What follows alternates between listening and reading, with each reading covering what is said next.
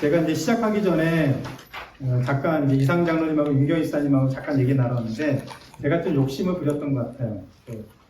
교재 내용이 좀 많죠.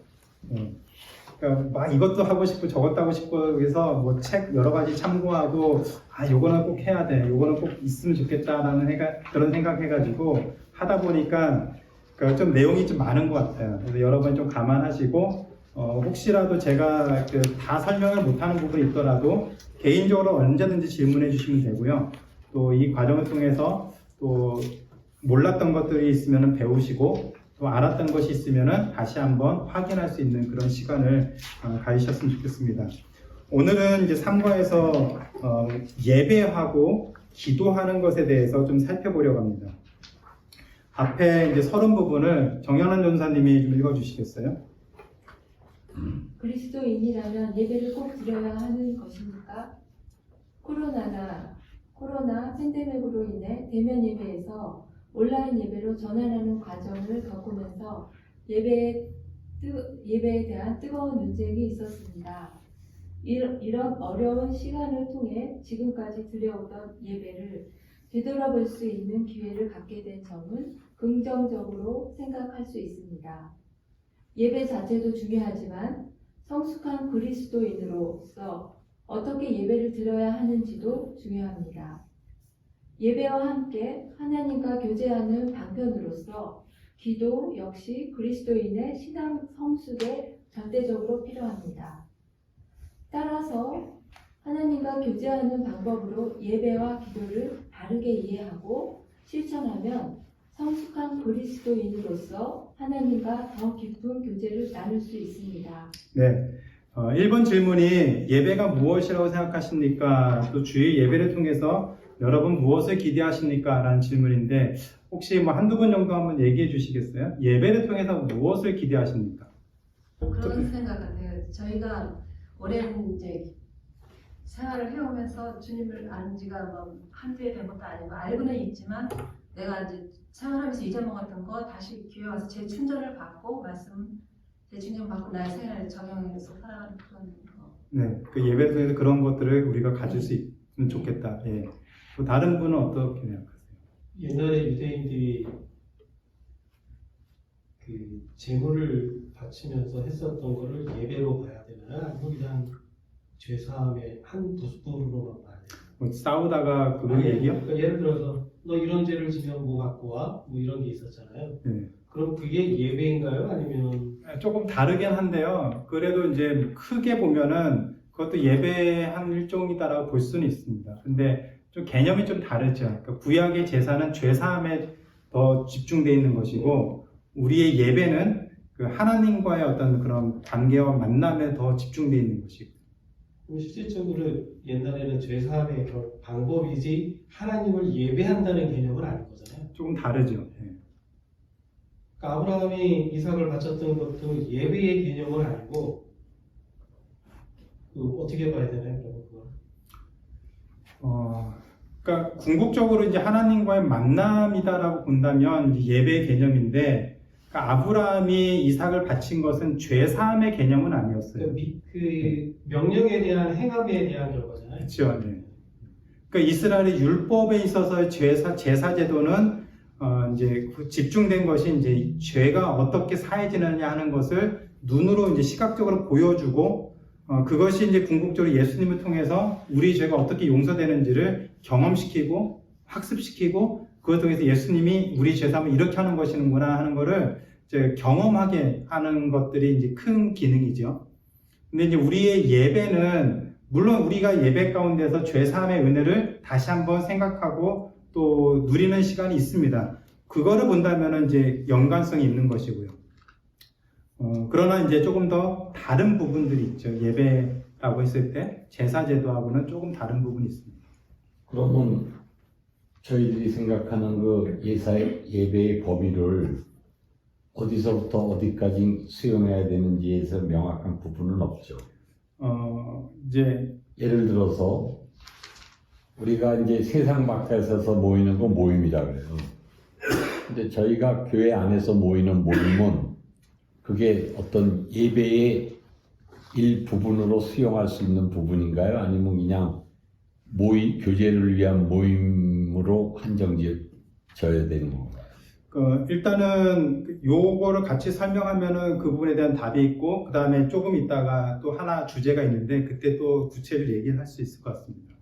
그러니까 보통 우리가 이제 예배할 때 대부분의 이제 크리스찬들이 어떤 것을 기대하냐면, 예배를 드리고 나서 뭔가 얻을 수 있는 것들에 대한 생각들을 많이 하게 돼요.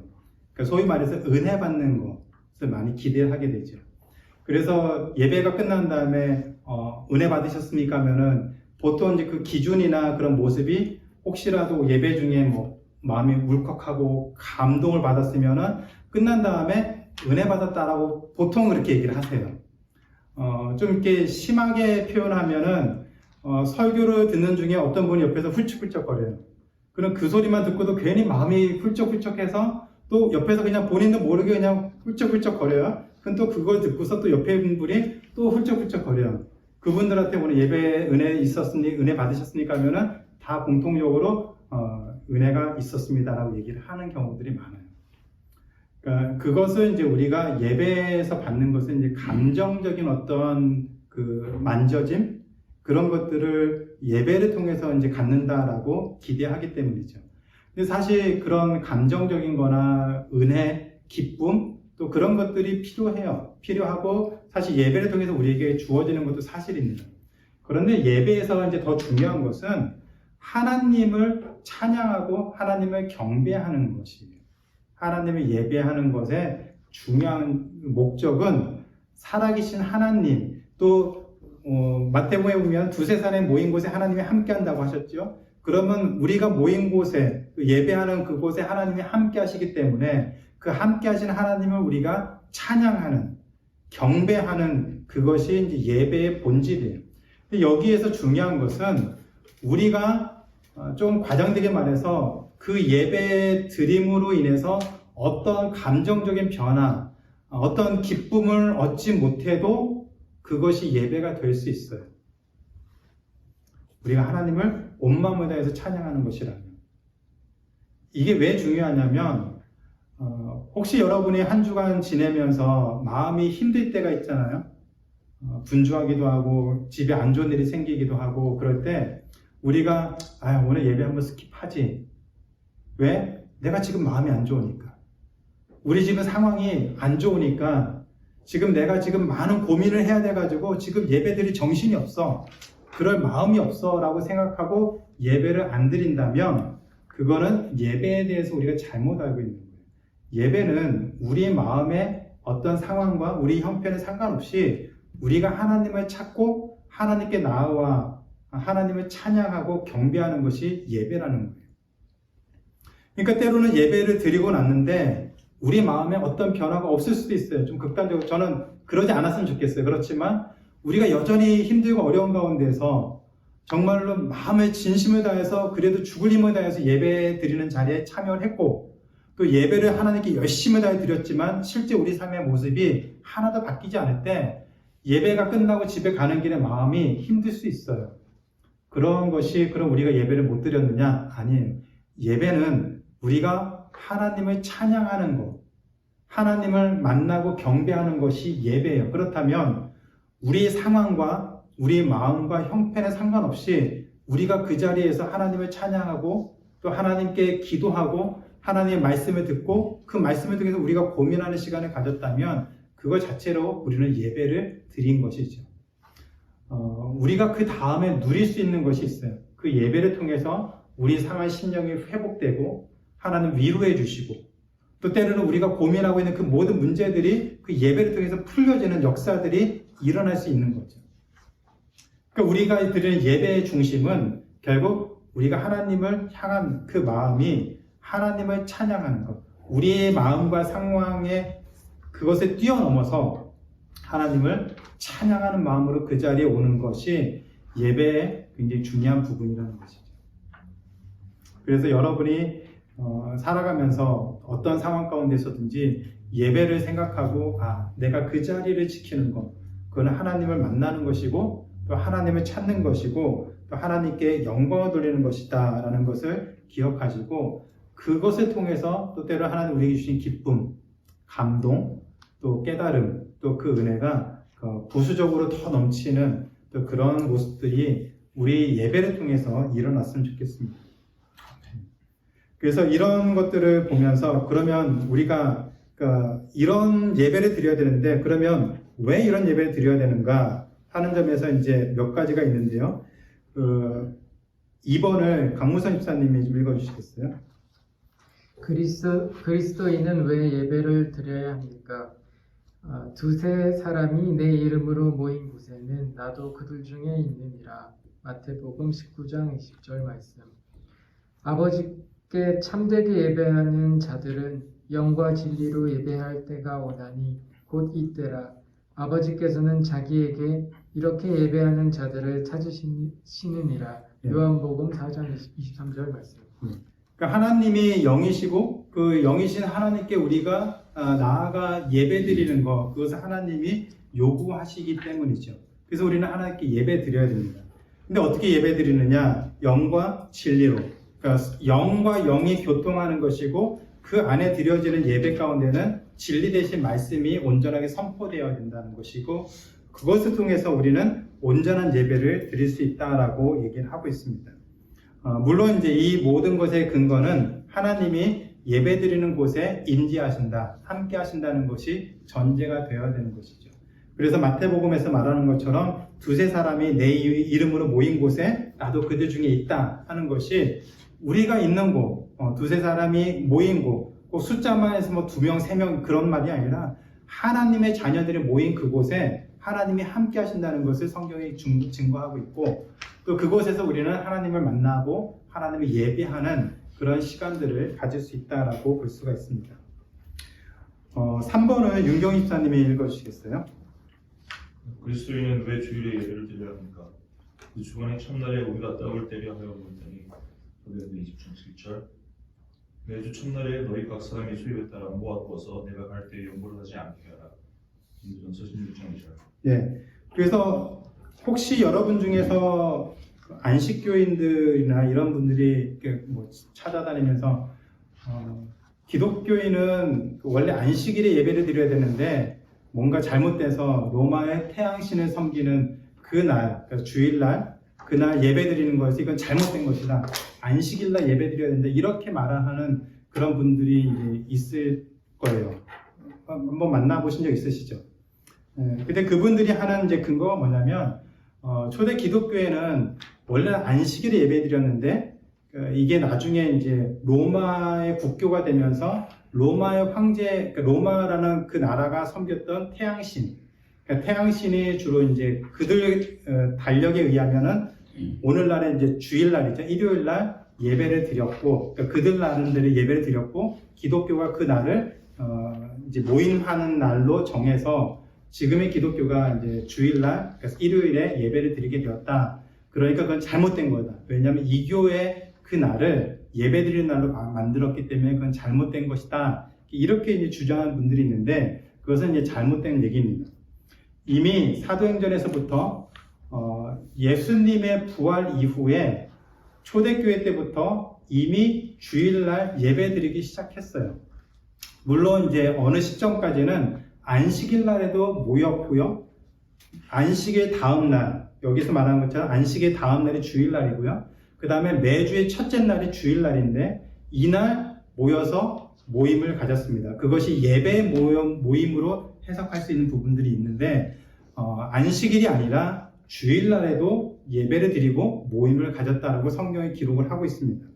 그렇기 때문에 이미 초대교회 때부터 예수님이 부활하신 다음부터 안식일과 주일날에 함께 모여서 예배 드리다가 어느 시점 돼서는 이제 주일날 예배 드리는 것으로 이제 완전히 정착이 돼버렸어요.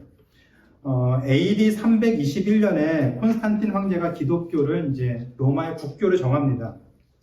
그런데 AD 155년에 순교자 저스틴이라는 사람이 있는데 이 사람이 로마 황제한테 이런 얘기를 해요. 그 당시에 이미 그리스도인들이 주일에 예배를 드리고 있었다라고 얘기를 하고 있습니다. 따라서 이미 그 당시에는 안식일날 예배드리기 위해서 그날 모일 이유가 없었어요. 그래서 기독교인들은 자연스럽게 주일날 모여서 예배를 드렸는데 주일날 모여서 예배드린 가장 중요한 이유가 무엇이었느냐 하는 게 이제 오늘 좀 고민해 볼 내용입니다. 왜 안식일날이 아니라 주일날 모여서 예배를 드렸을까요? 초대교회 때부터.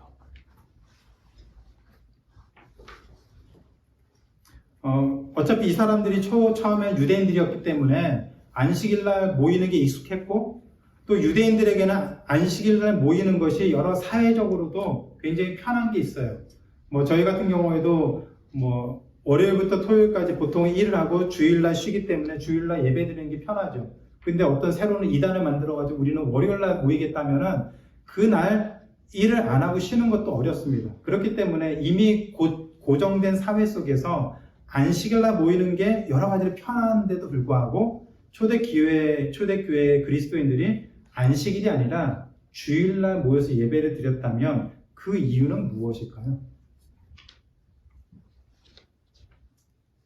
다 아실 것 같은데 안식일날 대신 주일날 모인 이유는 가장 중요한 핵심은 그날이 예수님이 부활하신 날이기 때문이에요. 그래서 사도행전에서 계속 어떤 표현을 쓰냐면 안식 후 첫날 예수님이 부활하셨다라는 얘기를 하고 안식 후 첫날 예수님의 부활하신 그날을 기념해서 그리스도인들이 모였다라고 얘기를 하고 있습니다. 그러니까 오늘날은 저희가 부활주일이라는 날, 4월 달에 이제 부활주일이 있죠. 부활주일날 1년에 한 번을 기념하고 이스터 선데이라는 날을 기념해서 이날은 예수님 부활하신 날이야 이렇게 모여서 예배드리고 그날을 기념하지만 실제는 우리가 매 주일날 모여서 예배드리는 날이 예수님의 부활을 계속 기념하고 기억하고 하는 날이에요. 그래서 우리가 오늘 10월 16일 2022년 10월 16일 예배드렸다 하면 이 날은 부활절로부터 한참 떨어진 날이 아니라 이 날 우리가 모여서 부활하신 예수님을 기념하고 또 예수님의 그 은혜를 기억하고 그런 것을 통해서 하나님께 영광 돌리는 시간을 갖는 것, 그것이 우리 예배 안에 들어가 있다는 것이죠. 그래서 매 주일마다 예배 드릴 때마다 우리가 기억해야 될 것은 이날 예수님이 죽으시고 부활하신 날이고 이날 우리가 모여서 하나님께 예배 드린다는 것을 기억하셔야 됩니다. 그래서 종교개혁가들은 매 주일마다 성찬식을 하는 것을 권면했습니다. 매 주일마다 성찬식. 예수님이 고린도전서에서 그러죠. 내가 올 때까지 이날을 기념해서 성찬식을 하라고 그렇게 얘기를 하고 있습니다. 예수님 오실 때까지. 그래서 우리도 성찬식을 해야 되는데 요즘에는 이제 사실 절기 정도로만 성찬식을 많이 하게 되죠. 그래서 이제 가급적이면 매 주에 성찬식을 할 수 있으면 가장 좋다라고 종교개혁자들이 얘기를 했고요. 그것이 이제 안 되면 자주 할 수 있으면은 좋다라고 그렇게 권면을 하고 있습니다. 그 정도로 이제 성찬식의 의미가 크고 그 정도로 예수님이 죽으시고 부활하신 것에 대한 그 의미가 굉장히 크다라고 볼 수 있죠. 그래서 저희가 주일날 예배 드릴 때 꼭 이것을 기억하시기 바랍니다. 이 날은 예수님이 부활하신 날을 기념한 날이고 그렇기 때문에 그 은혜를 우리가 다시 한번 기억하고 또 하나님께 나아가야 된다라고 생각하시면 좋겠습니다. 혹시 주일날에 대한 것들 혹시 궁금한 거나 질문 있으세요? 예배에 대한 거 궁금한 게 있습니다. 네. 보통 우리가 개업 예배, 네. 환갑, 축하 예배 이런 거 얘기하잖아요. 그리고 이제 또 한 가지가 교회에서 예전에는 많이 했지만 물론 지금도 하고 있는 모금회, 이게 예배 본주에 다 들어가나요? 그러니까 이제 엄밀한 의미로 말하면은 이제 용어를 좀 잘못했다라는 그런 얘기를 많이 하고 있어요. 사실 개업 예배, 그러니까 예배라는 것을 이렇게 우리가 얘기한다면 그 안에서도 예배 드릴 수는 있어요. 비즈니스 새로 시작할 때, 아니면 집안에 어떤 좋은 일이 있을 때, 추모를 할 때, 돌아가시면 추모를 할 때 예배 드릴 수 있다라고 저는 생각을 해요. 근데 그 목적이 우리는 사실 좀 다른 데 있죠. 그러니까 하나님께 예배 드리는, 그러니까 어떤 목적, 이유가 돼서 모였든지 그 예배는 하나님을 찬양하고 경배하는 것이 되어야 되는데 우리의 목적은 이 비즈니스가 좀 번창하기를 바라는 마음으로 조금 이제 과장된 표현하면은 돼지머리 올려놓고 제사 지내는 것 대신에 예배 드린다는 그런 개념들이 들어가는 경우들이 좀 많이 있습니다. 그거는 이제 좀 잘못된 것이죠. 그러니까 우리가 어떤 이유로 모여든지 그 예배는 사실 하나님을 찬양하고 하나님을 경배하는 예배가 되어야 되죠. 그 말씀을 나누고 권면할 때에도 그런 부분에서 우리가 모이는 것을 분명히 하고 말씀을 어떻게 나누는지도 필요할 것 같습니다. 무조건 복받아라 하는 그런 식으로 비즈니스 새로 오픈한 데 가서 제일 많이 하는 게 이거죠. 내 시작은 미약하였으나 내 나중은 창대하리라. 그 말씀 나누면서 지금 이렇게 힘들기 시작했지만 이 비즈니스가 많이 커져서 하나님께 영광 돌리기 원합니다. 그러니까 그런 식으로 예배를 드리게 되면 사실 많은 부분을 왜곡해서 할 수가 있다고 생각합니다. 그러니까 본질적으로 우리가 예배에서 무엇을 추구하느냐, 무엇을 해야 되느냐를 고민하고 온전하게 말씀을 나누고 그 예배를 통해서 하나님을 증거하고 드러내는 그런 삶을 사는 것, 그것을 위해서 좀 더 집중하는 것이 필요할 것 같습니다. 근데 부흥회 같은 경우는 부흥회 같은 경우는 좀 다르다라고 생각해요. 오늘날에 그러니까 요즘에 이제 유행하고 있는 부흥회 좀 달라요. 저는 그거 별로 안 좋아하는데 예전에 이제 여러분들 다 젊으셨을 때 한국 교회에서는 부흥회란 말 대신에 이제 사경회라는 말을 많이 썼어요. 말씀 사경회.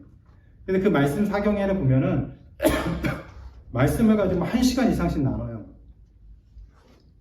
저하고 세대가 조금 다른데 우리 세대는 부흥 사회환경이라는 말도 굉장히 많잖아요.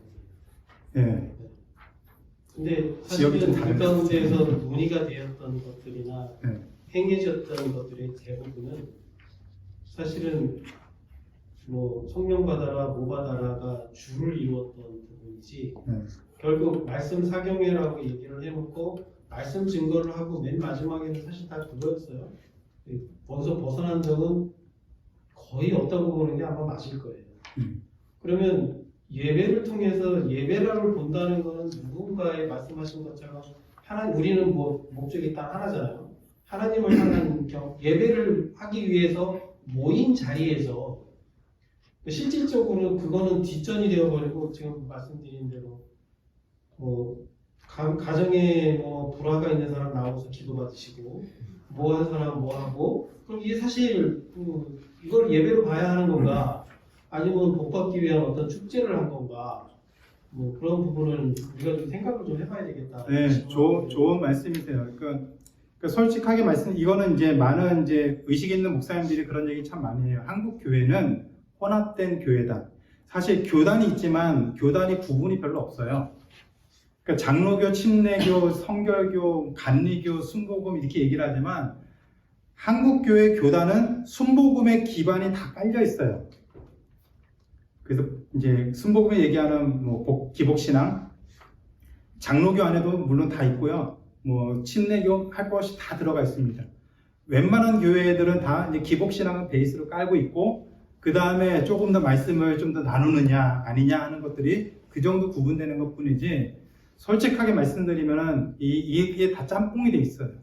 교단이 사실 다르다는 것은 색깔이 굉장히 다른 것이고 또 정치나 이런 교회를 집행하는 것이 상당히 다르고 말씀의 색깔이 상당히 다른데 사실 그 색깔이 거의 구분이 없어요. 오늘날의 한국 교회들은. 그래서 지금 말씀하신 것처럼 부흥회 한다고 하면은 이제 성경 한 구절 딱 읽고 뭐 간증하죠. 그냥 목사님이 뭐 어떤 거 했던 것들 그래서 기적이 있었고 뭐 어떤 놀라운 병고침이 있었고 그러니까 당신들도 이렇게 믿으면 이런 걸 누릴 수 있습니다. 그렇게 결론이 나버려요. 근데 그거는 굉장히 위험한 거예요. 그러니까 지난주에 잠깐 얘기했지만 어떤 특별한 상황에서 특별한 하나님의 은혜로 무엇인가 임한 것을 보편화시키고 일반화시키면 굉장히 위험합니다. 여러분이 한번 생각해 보세요. 만약 제가 뭐 제 어떤 안에 어떤 병이 있어가지고 이거 불치병이고 죽을 병인데 하나님이 정말 특별한 은혜를 주셔가지고 제가 뭐 한 40일 작정기도 했는데 그걸 낫게 해주셨어요. 제가 앞에 나와서 너무 감사해서 순수한 마음에 얘기를 합니다. 간증하는 거죠. 하나님이 제가 40일 작정기도 했는데 이렇게 기적을 베풀어 주셨습니다.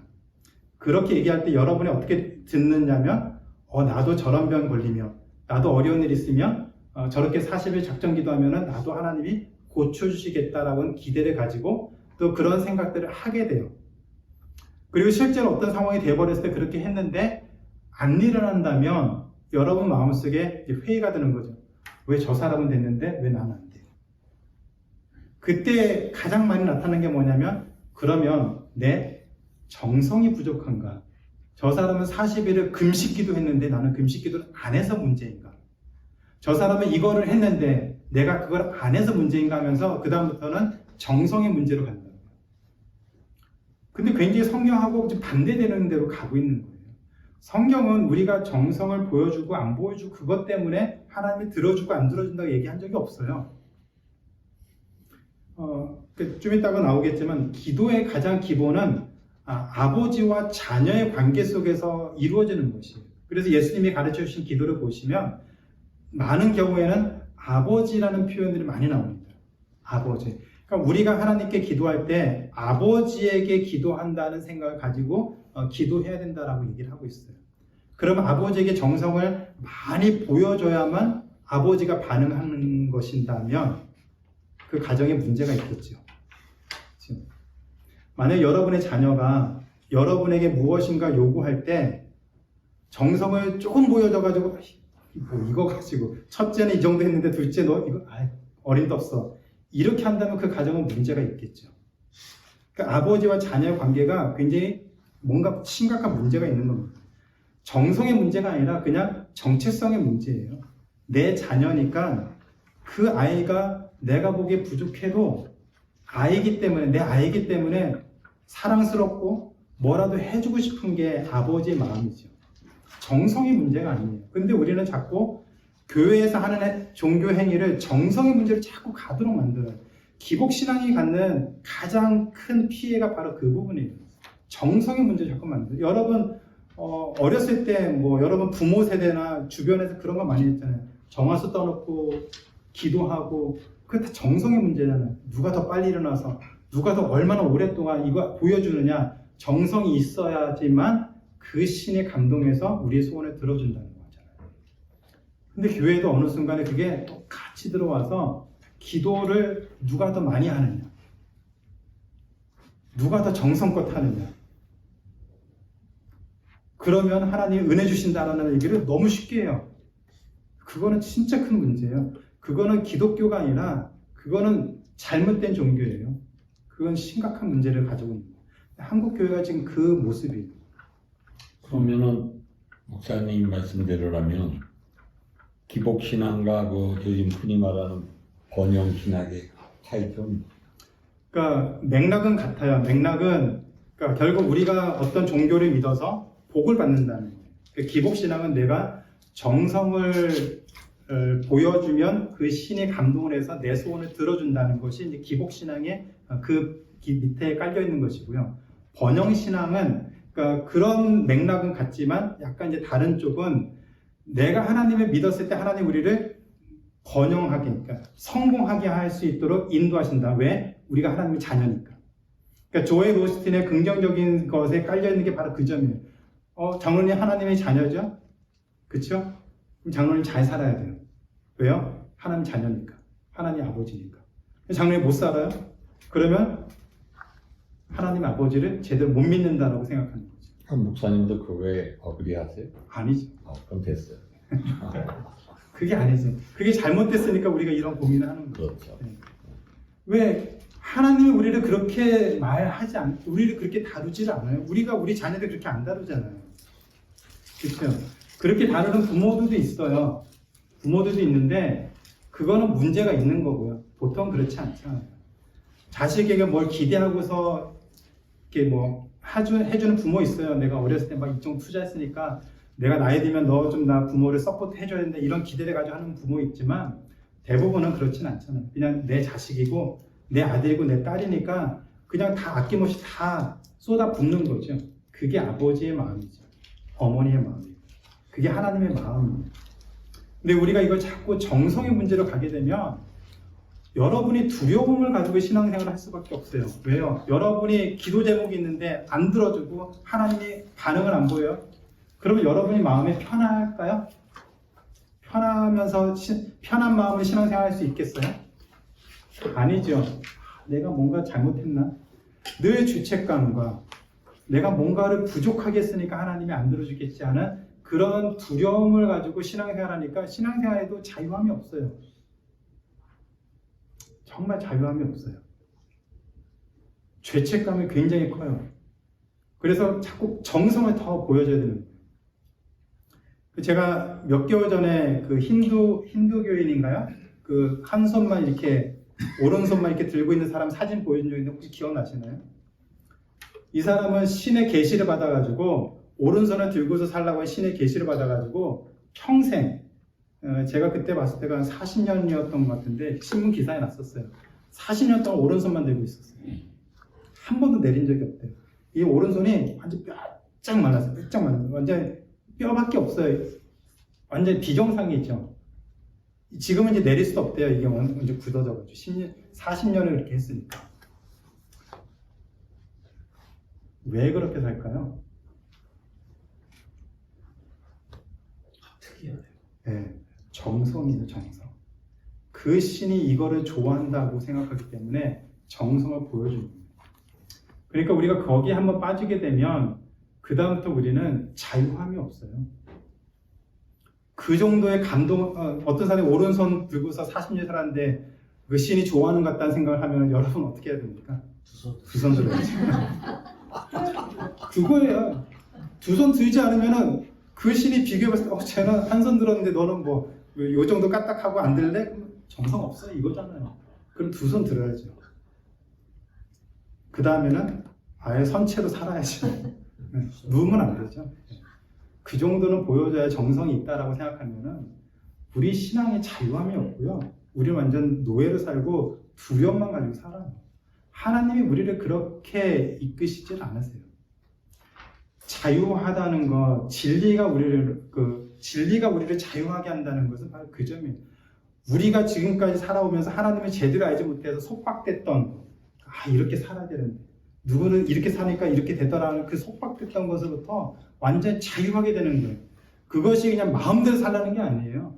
하나님 말씀이 주시는 그 자유함 안에 온전히 거해서 거기서 누리는 평안함이 있는 거예요. 참 자유, 그게 참 자유라는 거예요. 그러니까 단적인 예로 한국에서 이사 다닐 때 그 이삿짐 센터 달력 보신 적 있으시죠? 손 없는 날. 네. 손 없는 날, 손 있는 날, 그 표시 다 돼 있잖아요. 그 손이 뭘까요? 네. 귀신이 뭐 하는 거고요. 그 뭔가 안 좋은 일이 생기게 하는 그런 날, 이사를 하면 재수가 없다라고 생각해서 그날은 이사를 안 해요. 그런데 우리는 그날 골라서 이사를 하죠. 왜요? 돈이 싸니까. 그날은 사람들이 이사를 안 하려고 해서 돈이 싸요. 그날 이사하면. 저는 그날 골라서 이사합니다. 왜요? 우리는 그런 거에 영향을 안 받잖아요. 우리는 하나님 주신 자유함이 있기 때문에 그런 거에 영향을 받지 않습니다. 왜? 우리는 이미 하나님의 자녀고 그런 모든 사탄의 거짓된 것에부터 우리는 자유함이 있기 때문에 자신이 있는 거예요. 자신이 있는 거예요. 그래서 거기 속박이 안 되는 거지. 그게 참 자유죠. 우리가 예배를 통해서도 바로 이제 그것을 우리가 누리고 배우는 시간을 가져야 돼요. 부흥의 얘기 나오다 여기까지 나오는데, 그러니까 하나님의 말씀이 우리 안에 정말로 이렇게 살아서 역사하면은 우리가 자유함을 가질 수 있고, 그것 중에 하나가 이제 바로 예배를 통해서 드릴 수가 있습니다. 알고 싶은 건 그거였어요. 그럼 부흥회라고 말을 붙여서 그 하는 모든 행위를 예배로 우리가 봐야 되나요? 아니면 볼 수도 있고 안 볼 수도 있는 건가요? 그러니까 그 안에서 어떠한 목적을 가지고 모이고 어떤 말씀이 선포되는가가 더 중요할 것 같아요. 그러니까 뭐 예수 믿어서 무조건 복 받아라 하는 식으로 드린다면 그거는 하나님이 기뻐하신 예배가 아니다라고 생각할 수 있고, 하나님 말씀 읽고서 그냥 뭐 본인의 간증 얘기하는 식으로 한다면 사실 그거는 이제 말씀이 아니고 그냥 뭐 세상에서도 할 수 있는 얘기들이기 때문에 그것을 온전한 예배라고 보기는 어렵죠. 그래서 저는 뭐 크리스찬 교회는 그런 부분에서 이제 말씀이 온전하게 선포되는 교회가 되었으면 좋겠고, 저희도 어느 때 기회가 있으면 뭐 말씀 착용 같은 거 하면 좋겠어요. 그래서 저보다 더 실력 있는 분이 오셔서 말씀을 더 깊이 있게 연구해서 가르쳐 주시고 또 말씀을 나눌 수 있는 그런 시간을 가지면 저는 우리 신앙이 유익하다라고 생각해요. 참 균형을 잡는 게 중요하고 우리가 말씀으로 바로 서서 우리가 어떻게 신앙생활을 하고 어떻게 서야 되는지 고민할 수 있는 그런 시간들을 좀 가지면 좋겠다라는 생각이 듭니다. 저도 많이 고민하고 있어요. 저도 많이 고민하고 있고 또 우리가 저도 그렇고요. 여러분도 그렇고 건강하게 신앙생활하고 또 하나님 기뻐하시는 예배를 드릴 수 있도록 저도 기도하고 또 준비하고 있으니까 여러분도 또 그것을 위해서 기도해 주셨으면 좋겠습니다. 예배에 대한 확증 때문에 한 가지만 질문 더 할게요. 그 구약과 신약을 나누는 시기를 정확히 어디로 봐야 하나요? 말라기가 이제 구약의 마지막 선지서고 그 다음에 이제 말라기가 끝나고 나서 이제 세례 요한이 나타날 때까지가 신구약 중간기라 그래요. 이제 저희가 보통 말하는 암흑기라 그래요. 그 암흑기라는 말은 계시가 없었던 때라고 보고 있어요. 그러니까 말라기가 구약의 마지막 계시고 그 다음에 세례 요한이 나타나서 이제 하나님의 복음을 증거하면서 이제 신약 시대가 시작이 되었죠. 그래서 그 시간을 이제 300년에서 400년으로 보고 있는데 그 시기를 이제 신구약 중간기 아니면 암흑기라고 합니다. 하나님의 계시가 없었던 때라고 해요. 그럼 예수님은 구약 시대 사람인가요? 신약 사람인가요? 뭐 시기적으로 말하면 신약 시대죠. 왜냐하면 세례 요한이 신약의 첫 인물로 등장을 했고, 그다음 예수님이 이제 새로운 시대를 시작하시고 구원을 이제 성취하신 것이기 때문에 예수님은 구약에 있는 모든 걸 다 지키시면서 그걸 행하신 거잖아요. 다 지킨 것이 아니라 그것을 완전하게 해석을 하셔서 전해주셨죠. 그러니까 예수님 당시에 유대인들이 그 율법적인 접근을 가지고 했는데 그 율법적인 접근이 굉장히 인간적인 부분을 해석을 많이 해놨어요. 예를 들어 전통에 대한 부분이나 부정에 대한 것이나 클린에 대한 문제들 그런 것을 온전하게 해석을 했죠. 안식을 지키는 것, 금식에 대한 것. 저희도 이제 마가복음 설교하면서 계속 이렇게 살펴볼 텐데 유대인들은 그 율법을 잘못 해석했어요. 잘못 해석하고 잘못 지켰어요. 그래서 예수님이 계속 그것을 깨부시죠. 원래 그것은 그 뜻이 아니다. 그리고 뭐 간음에 대한 것도 예수님이 어떻게 정의를 내리셨냐면 실제로 간음을 행하는 것이 그것도 간음이지만 그것만이 아니라 마음에 정욕을 품은 것, 그 음란한 생각을 갖는 것 자체가 간음이다라고 하면서 오히려 그 기준이 더 커진 거죠. 굉장히 심해졌어요. 그러니까 율법의 그 원리나 그런 것들을 더 깊이 있게 해석을 해서 그것을 더 완전하게 지키도록 하신 것이 예수님의 사역이죠. 그렇기 때문에 신약 시대에서 그 율법에 대한 해석이 이건 구약의 가르침이니까 없어야 돼. 그게 아니라 하나님이 주셨을 때 그 완전하고 좋았던 것이 사람들이 바꿔놓고 왜곡시켜놨기 때문에 그걸 다시 바로잡는 거예요. 그래서 안식일날 유대인들은 뭐 일한다 그러면 막 정죄했잖아요. 근데 예수님이 뭐라고 했냐면 안식일날 일할 수 있다. 왜? 하나님도 지금 일하신다. 그리고 사람을 살리는 것이 중요하다. 그렇게 하면서 실제로 병든 자를 고쳐주시죠. 안식일날. 안식일의 목적이 사람을 위해 있는 것이다. 그것을 가르쳐주기 위해서 안식일을 실제로 고쳐요. 제가 지난번에 이제 마가복음 설명하면서 그랬잖아요. 성전에서 그것도 안식일날 손 마른 사람을 그 자리에서 고쳐줬어요. 눈치가 진짜 없죠. 조금만 눈치 있고 조금만 지혜로운 사람이라면 대륙 밖에 나가서 안 볼 때 이렇게 고쳐줘야 되는데 일부러 일을 크게 만들어요. 성전 안에서 바리새인들과 서기관들이 다 보고 있는 데서 병을 고쳐줘요. 그럼 그거 일한 거거든요. 안식일을 범한 거예요. 그리고서 예수님이 범하지 않았다라고 얘기하잖아요. 왜? 안식일은 사람을 위해 있는 것이지 사람이 안식일을 위해 있는 게 아니다라고 얘기를 하고 있거든요. 그러니까 율법의 문제도 예수님이 바로 잡아주시는 거죠.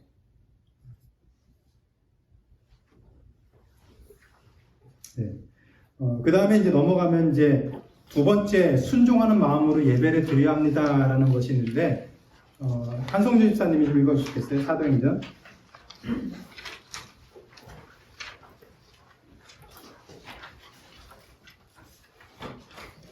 내가 곧 당신에게 사람을 보내었는데 오셨으니 잘 하였나이다. 이제 우리는 주께서 당신에게 명하시는 모든 것을 듣고자 하여 다 하나님 앞에 있나이다. 예, 이 말씀은 이제 고넬료가 베드로를 청해서 하나님의 말씀을 듣고자 이제 얘기했던 부분이에요. 근데 저는 오늘 설교에서도 얘기했지만 우리가 제일 약한 게 이 부분이 아닌가 생각해요. 말씀을 듣고서 우리는 우리의 생각, 우리의 판단을 너무 이렇게 의지하고 내가 원하는 것들을 하는 것을 더 좋아하죠. 여러분들 누군가 여러분이 하고 싶은 거 꺾으면 싫어하잖아요. 그거 하지 말라고 하면 싫어하잖아요. 마찬가지로 우리도 우리 생각이 있고 기도할 때도 우리가 하고 싶은 것이 있는데 하나님이 거기에 대해서 동의 안 해주시면 기분 나쁘기도 하고 싫어하죠. 이거 하라고 하는데도 우리는 딴 길로 가는 게 많다는 거죠. 그래서 우리가 예배 드릴 때 순종하는 마음으로 예배 드려야 된다. 그 안에서 하나님 우리에게 주시는 마음들, 기도하는 가운데, 찬양하는 가운데, 말씀을 듣는 가운데 하나님 우리에게 어떤 마음들을 주실 때, 깨닫게 해주실 때 거기에 대해서 우리가 마음을 열고 순종하는 마음으로 반응하는 것, 그것이 하나님이 기뻐하시는 모습이다라고 생각할 수가 있습니다.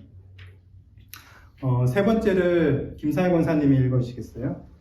삶이 예배입니다. 그러므로 형제들아 내가 하나님의 모든 자비하심으로 너희를 권하노니 너희 몸을 하나님이 기뻐하시는 거룩한 산 제물로 드리라. 이는 너희가 드릴 영적 예배니라. 너희는 이 세대를 본받지 말고 오직 마음을 새롭게 함으로 은혜를 받아 하나님이 선하시고 기뻐하시고 온전하신 뜻이 무엇인지 분별하도록 하라. 로마서 12장 1절 2절. 그런즉 너희가 먹든지 마시든지 무엇을 하든지 다 하나님의 영광을 위하여 하라. 고린도전서 10장 40절. 네. 좀 전에 이제 오세양 장로님 질문했던 부분이 바로 이 부분인 것 같아요. 그러니까 우리가 예배라고 했을 때 그 예배가 교회 안에서 또 뭐 예배당이라고 하는 그 안에서만 드리는 것이 예배냐? 사도 바울을 통해서 하나님 우리에게 주신 이 예배 개념이 이제는 굉장히 넓어졌어요. 그래서 예배라는 것이 작은 의미로는 우리가 이렇게 모여서 하나님께 찬양하고 기도하고 말씀 듣고 또 하나님 앞에 나아가는 그런 시간이 예배예요. 그건 분명히 예배예요. 근데 거기서만 그치는 것이 아니라 실제로 우리 삶 속에서 예배하는 자로서 살아가는 것이 우리가 드리는 영적 예배다라고 얘기를 하고 있습니다. 여기서 얘기하는 게 뭐냐면 우리 몸을 하나님이 기뻐하시는 거룩한 산 제물로 드리는 것, 그것이 영적 예배인데 그 구체적인 내용이 뭐냐면 이 세대를 본받지 않고 마음을 새롭게 함으로 변화를 받아 하나님의 선하시고 기뻐하시고 온전하신 뜻이 무엇인지 분별하며 사는 것이 우리 삶의 예배다라고 얘기를 하고 있습니다.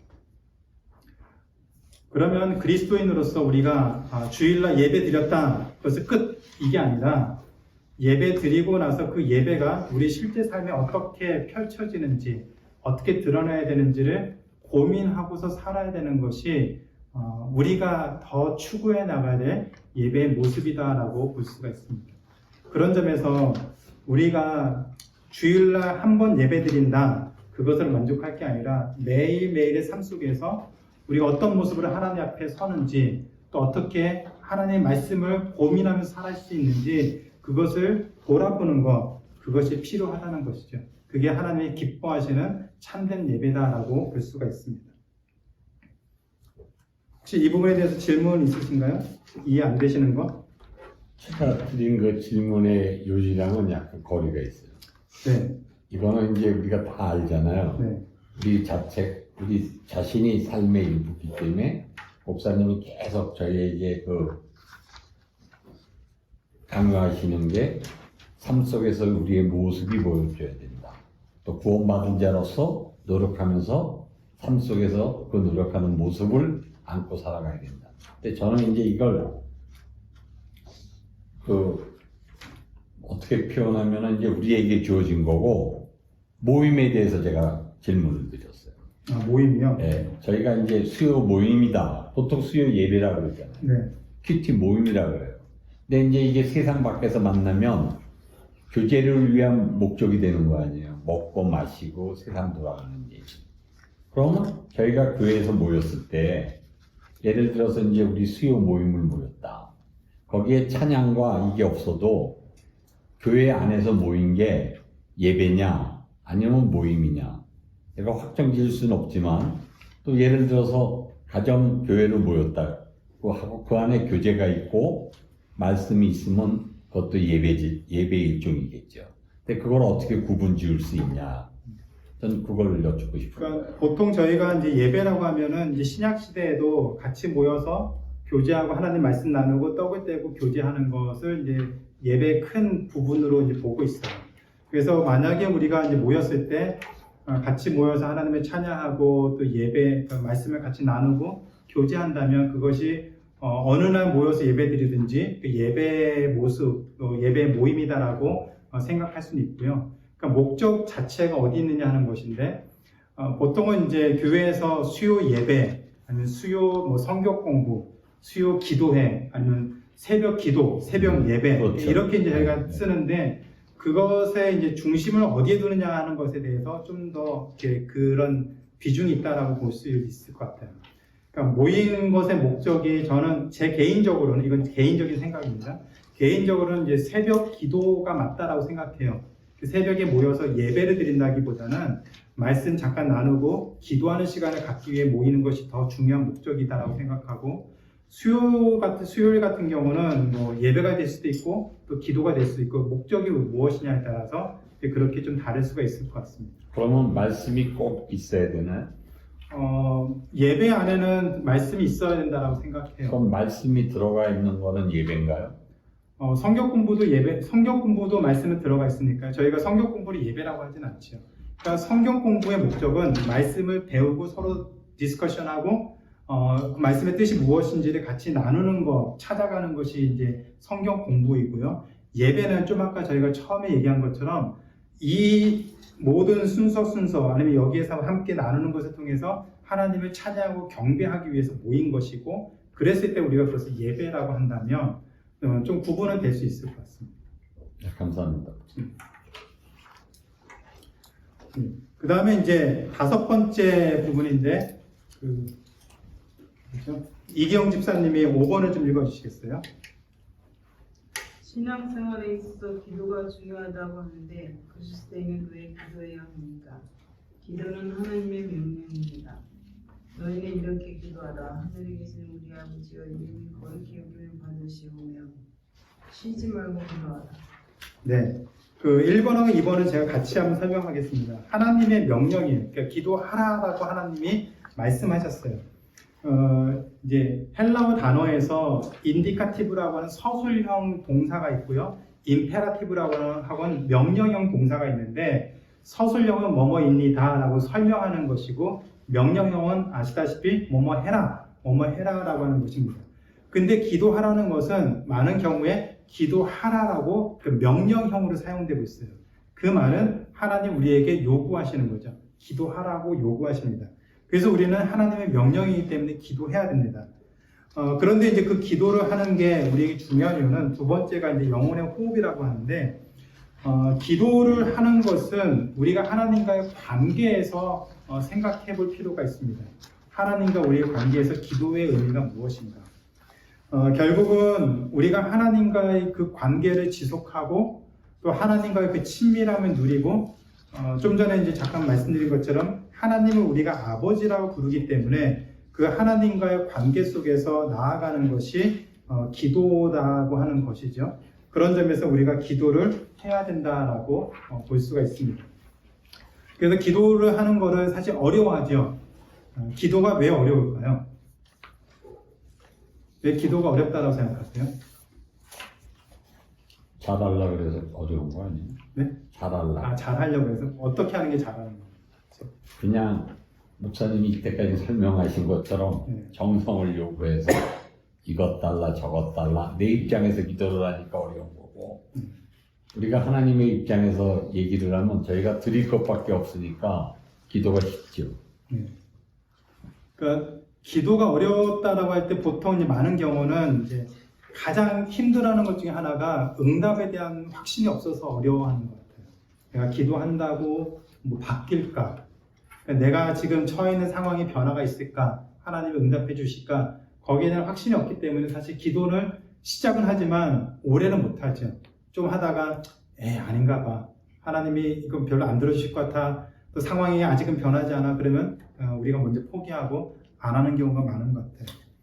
근데 이제 기도라는 것이 이제 중요한 것은 기도가 우리를 하나님께로 가게 만들 수 있는, 교제할 수 있게 하는 굉장히 중요한 통로가 된다는 것이.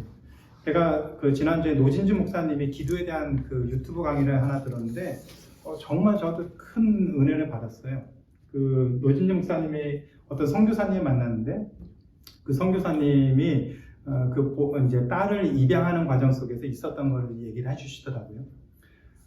어떤 아이가 있었는데 어떻게 이제 자기 집에 찾아왔대요. 버려진 아이. 근데 너무 불쌍해가지고 잠깐만 먹을 것 좀 달라 그래가지고 잠깐 있으라고 먹을 거 줬는데 보아하니까 갈 데가 없는 거예요. 어디로 가야 될지도 모르고. 그래서 걔 부모가 없으면 이제 사모님과 둘이 얘기해가지고 우리가 입양을 하자. 그렇게 얘기를 하고 했더니 이제 부모도 없고 고아인 거예요. 그래서 결국 입양을 했어요. 입양을 하고 했는데 입양한 다음에 이제 그 아이한테 이렇게 얘기했대요. 자, 이제부터 내가 너의 아빠야. 너가 원하는 거 있으면 다 나한테 얘기해. 다 나한테 얘기해. 아빠가 들어줄게. 그런데 시간이 지나도 이 아이가 아무런 부탁을 안 하더래요. 아무 얘기도 안 하더래요. 그러니까 이 선교사님이 내가 뭐 잘못했나 처음에 그렇게 생각하다가 나중에는 이렇게 그런 생각이 드는 거예요. 혹시라도 얘가 말을 그러니까 뭐 기분 나쁜 부탁을 해서 자기를 내쫓지 않을까 하는 그런 두려움 때문에 말하지 못할 수도 있겠다는 생각이 들어서 계속 기다려줬대요.